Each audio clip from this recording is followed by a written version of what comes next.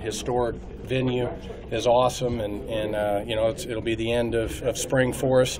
You know, that phase will be done, and then the guys will finish up in the classroom, be able to go, you know, get in the weight room again, and then it'll be exciting to, you know, get ready for the fall. But I mean, you know, our fans are unbelievable. I mean, I've watched some of these other spring games on TV, and there's 10 people in the stands, and our deal's going to be sold out. So that's pretty exciting to be able to get that done. I know it's early, but what's your plan? Kind of how you want to play the backs and use them in the spring game on Saturday? You know, we just got to figure out how we're going to do you know, how we're going to play the game. So the boss will decide on that. That'll determine a little bit. You know, everybody will get in the game in some way, shape, or form. You know, so we'll you know, regulate it based on how the game's going to go with reps and everything. But you know, when a guy gets in there, he better be ready to rock and roll. You know, and not when the lights come on. You know, see what you can do.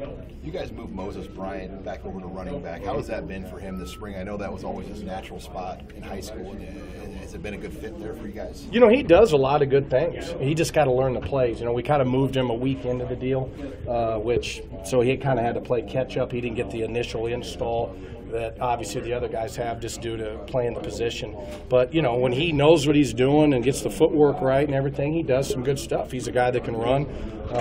He can catch the ball.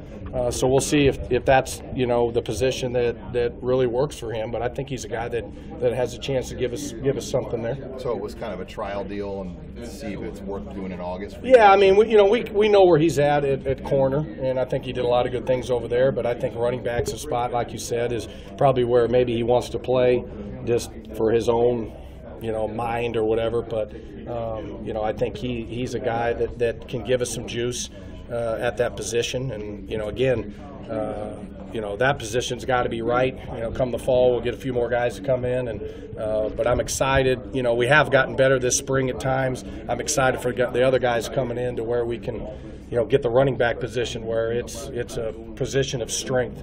Ryan, how much of a challenge has it been this spring because there's so much that isn't there that will, you know, presumably will be there for you in the fall? Well, I mean, my approach has always been I'm going to coach the guys that are in my room and give it my all every day. I mean, it doesn't matter if there's some guys coming. Obviously, it gives me excitement at the end of the day, knowing we got some really talented guys coming in. We feel like, but you know, I think it'd do the position an injustice if I was just kind of going half whatever and not giving them my all, both feet in the boat. And I think, you know, I want everyone in my room to get better, all right, and down to the last guy. And so take a lot of pride in that, and I do think that at times everybody in the room's gotten better.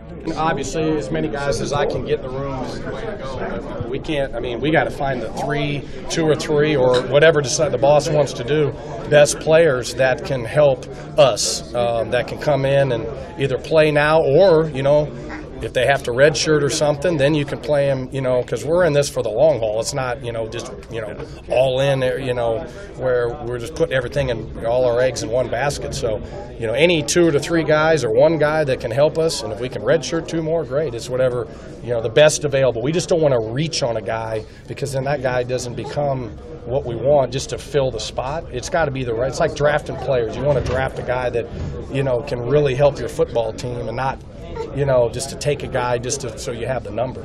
Hey, Coach, being a new dad, I mean, how much have you had to learn about the work and life, you know, personal life balance last year? Well, I'm the guy that has a 17-year-old and a 5-month, you know, so my daughter's a junior, and then obviously little man here is 5 months. So, yeah, it's a balance. But, you know, Coach Frost allows us to be able to have family time and be able to go see our kids. You know, we got a lot of coaches with little young ones, and it's exciting. So it's a balance. You know, it's a work-life balance, and it can't just all be work. And this guy needs me, you know, so at least I can tuck him in and go to bed and read him books and do all the things that are necessary that I need to own it in terms of being a great father, and then give my wife a break because this guy, you know, he's a piece of work. So. You survived 10 minutes. You survived 10, didn't you, buddy? Thanks, Ron. Good.